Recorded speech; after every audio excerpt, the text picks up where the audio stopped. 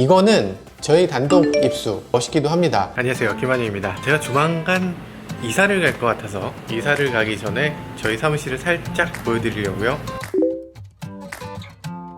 오늘 살펴보는 자동차는 스팅어 페이스리프트입니다. 사실 스팅어 페이스리프트 하면은 요즘 단종설에 많이 시달리는 차잖아요. 야, 이거 단종되는 거 아니야? 이렇게 생각하시는 분들도 많았을 텐데 그 정도는 아니었습니다. 생각보다 그런 대로 미국에서도 잘 팔리고 그런 대로 유럽에서도 상당한 인기는 있습니다. 물론 인기랑 판매 대수가 비례한 건 아니고요. 그만큼 잘 안 팔리긴 하는데 어쨌든 이 정도 가격에서 이 정도 인정받는 자동차, 그리고 우리나라 자동차 중에서 이렇게 제대로 만들었다 이런 얘기 듣는 차는 별로 없어요. 그래서 무슨 올해의 차, 각종 상들을 다 휩쓸기도 했고요. 그런 차기 때문에 기아차에선 놓기가 너무 아쉽겠죠. 어떻게든 얘를 살리고 싶은 마음이 분명히 있을 거고, 실제로 소비자들의 관심도 꽤 있습니다. 그래서 스팅어 지난번에 저희가 올린 영상 보니까 괜찮습니다. 괜찮아요. 이 정도면 괜찮은데? 이번 영상도 이 정도 봐주실라나? 이번 영상 한번 보시면 이거는 저희 단독 입수 단독 입수예요. 제가 찍은 건 아닙니다. 일단 저희 PD님이 제 차를 끌고서 이렇게 어디론가 가시다가 발견하신 것 같아요. 아마 옆자리에 계신 분이 찍지 않았을까 싶긴 해요. 그래서 한번 직접 보시죠. 여기서 또 발견을 하셨구만. 여기서 봤을 때는 위장막을 많이 씌웠어요. 사실 페이스리프트 보시면 아시겠지만 앞에 조금, 뒤에 조금 이렇게만 페이스리프트를 하는 게 일반적이고, 그러다 보니까 위장막도 그만큼만 씌우는 게 보통이거든요. 그래서 위장막을 씌운 부분을 보면 어디를 바꿨는지를 대략 알 수 있어요. 근데 이 차는 앞, 뒤만 한 게 아니고 문짝을 위장막을 씌웠네. 문짝 바뀐다는 얘기인가? 문짝에 뭔가 가니쉬 같은 게 조금 달라진다는 뜻일까요? 아니면 약간 형상이 바뀔까? 바뀌진 않을 것 같은데, 어쨌든 지금 봤을 때는 휠이 달라졌고요. 굉장히 기하학적이기도 하고 멋있기도 합니다. 그런데 기아차는 방향성이 없는 휠을 위주로 해왔는데 요즘 들어서는 기아차가 방향성이 있어요. 그런데 이렇게 방향성이 있는 휠의 단점이라면 이쪽 편에서 볼 때는 바퀴가 거꾸로 돼 있는 것 같이 보이거든요. 그러니까 이쪽 편에 붙어 있을 때랑 이쪽 편에 돼 있을 때, 고급차 같으면 다 같은 방향으로 돌게 만들어요. 예를 들어서 페라리 휠, 슈퍼패스트 같은 경우는 정말 빠르게 도는 것처럼 이렇게 나오잖아요. 양쪽의 형상이 다른 겁니다. 왼쪽 오른쪽이. 그런데 국산 차들은 다 왼쪽 오른쪽이 같아요. 그래서 한쪽은 진행 방향으로, 한쪽은 진행 방향의 반대 방향으로 이렇게 휠이 각도가 꺾여 있게 되죠. 그래서 조금 아쉬운 부분이 있네요. 현대차는 다 방향성이 있고 기아차는 다 방향성이 없었는데 이제 기아차도 방향성이 생겼다고 해야 되나? 아무튼 약간 그런 면이어서 조금 어색하긴 합니다. 뭐가 바뀌었나를 조금 더 살펴보면요, 이렇게 지나갔어? 지나가고 끝이라고? 다음 영상. 뭐야 이게? 그 다음 영상. 뭔가 확실히 보이는 게 있긴 있네요. 여기서 보면 뒤쪽에 있는 테일램프가 상당히 넓은 영역에 이렇게 쭉 이어져 있을 뿐 아니라 이 면 자체도 그냥 가늘게 이어진 게 아니라 꽤 넓은 면으로 이어져 있어요. 그래서 이렇게 넓다고? 뭔가 되게 미래의 차 같거든요. 이렇게 테일램프가 이어져 있습니다. 그리고 여기 또 주목할 만한 게 있어요. 아니 왜 자꾸 깜빡이를 LED를 안 넣어주는 것이냐 이러면서 우리가 분개했지 않습니까? 할로겐 깜빡이 그만 좀 넣어주세요 제발 엉엉 이랬잖아요. 정말로 할로겐 깜빡이를 그만 넣고 이제는 LED 깜빡이를 넣어줬네요. 근데 이 LED 깜빡이에 또 주목할 만한 게 있어요. 이렇게 순차적으로 켜집니다. 시퀀설 타입이라고 우리가 얘기하고요. 깜빡이를 켤 때는 방향성 있게, 그리고 비상등을 켤 때는 한 번에 깜빡거리게 이렇게 돼 있네요. 멋있는데? 테일램프 이 라이팅 부분이 굉장히 많이 바뀌었다. 그리고 이 테일램프에 어떤 식으로 했는지 모르겠는데 이게 면발광이 아니라면 어떤 식으로 테일램프를 꾸몄는지 굉장히 궁금합니다. OLED를 적용했을까요? 이게 그냥 LED라기에는 너무 넓거든요.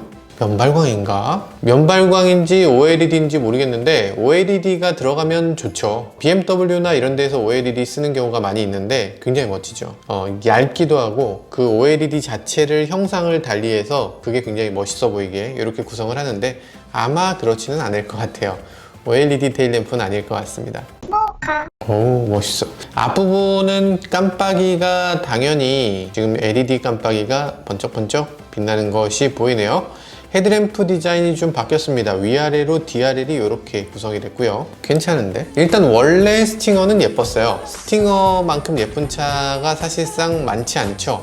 지금도 길에 가다가 스팅어를 딱 보면 막 철렁하는 느낌이 살짝 들거든요. 어이씨, 정말 멋있다, 이런 느낌이 드는데, 더 멋있어진 건 둘째치고 이미지 자체를 조금 바꿀 필요가 있어요. 지금 스팅어는 약간 이미지가 이도 아니고 저도 아닌 이미지로 지금 가고 있어요. 중형차 아니면 럭셔리 세단을 지향하는 준대형차 이미지도 가져가면서 동시에 스포츠카 이미지도 가져가고 싶었던 거예요. 그러다 보니까 이 차는 스포츠카로 사기에는 조금 너무 대형차 아니야? 이런 느낌이고, 대형차로 사기에는 너무 젊은 애들 거 아니야? 이런 느낌이 들어서 이 양쪽 모두가 조금씩 꺼리는 그런 자동차가 되고 있습니다.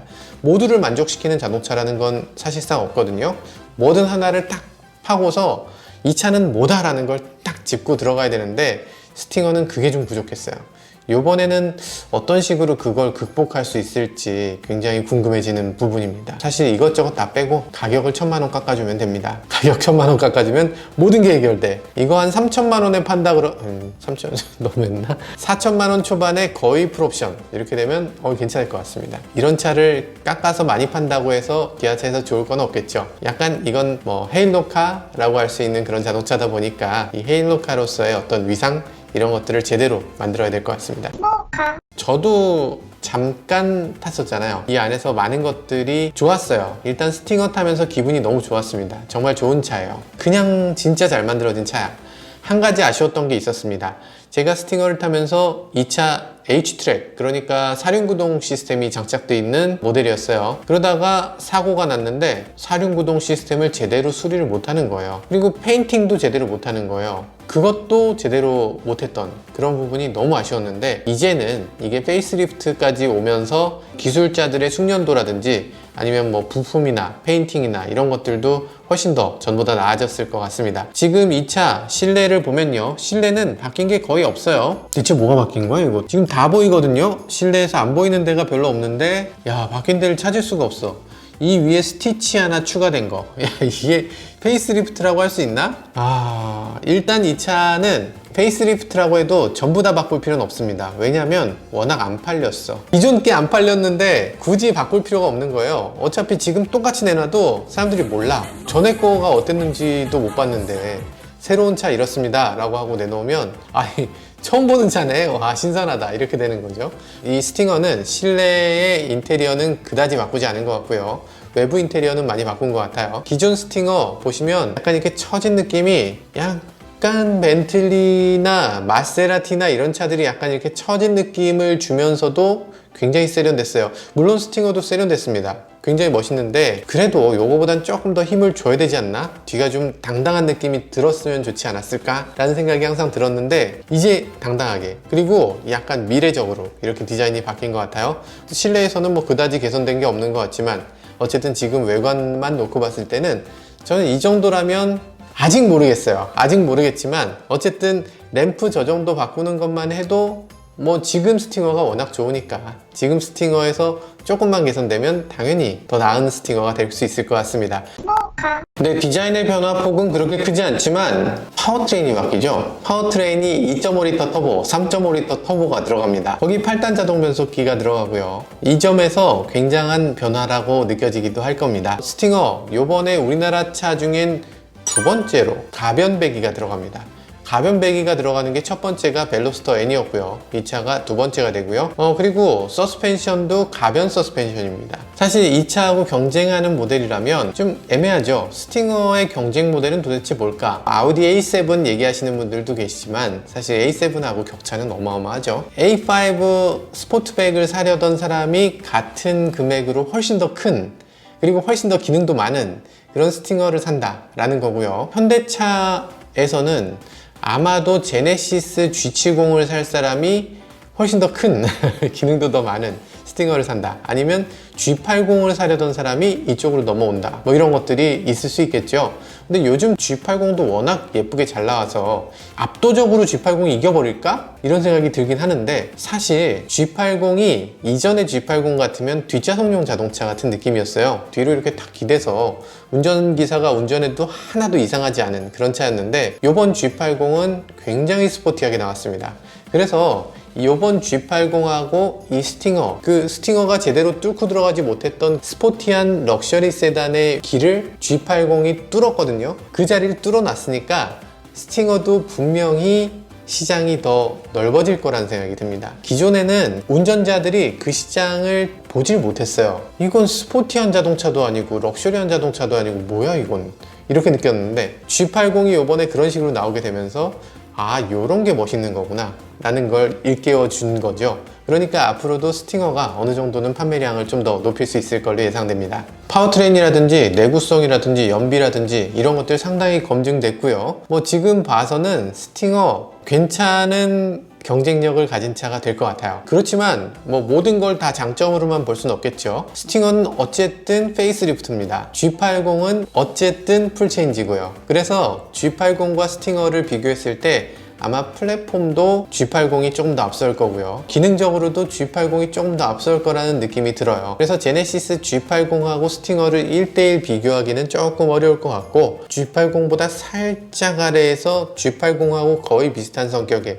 그런 자동차로 포지셔닝 될 것 같습니다. 뭐 사실 그다지 손색은 없잖아요. 그래서 스팅어의 가능성을 높게 보고 있습니다. 전 사실 스팅어에서 다른 것들은 다 그렇다 치는데 뒤쪽이 트렁크가 아니라 해치로 돼 있는 점, 이 점이 가장 매력적으로 느껴졌거든요. 그래서 짐을 넣을 때 위에서 그냥 무거운 짐, 큰 짐도 그냥 쉽게 놓을 수 있는 거, 긴 짐도 쉽게 넣을 수 있었던 거, 이런 게 굉장한 장점이라고 느꼈고요. G80 같은 경우는 이 부분이 어쨌든 트렁크이기 때문에 짐을 넣기가 그렇게 쉽지 않을 것이다, 이런 생각도 듭니다.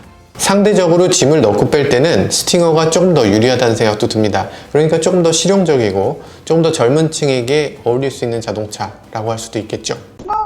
네, 지금까지 기아차 스팅어에 대해서 간단히 살펴봤고요. 여러분들 혹시 스팅어에 대해서 궁금한 점이나 하시고 싶은 말씀 있으면 언제든지 자유롭게 댓글로 남겨주세요. 그리고 혹시라도 저희가 뭐 빼먹은 게 있거나 하면 저희한테도 좀 귀뜸해 주시고요. 언제든지 여러분들의 제보 기다리겠습니다. 지금까지 저는 모카 김한용이었습니다. 감사합니다. 누가 지금까지 근무하고 계신 건 아니겠지 설마?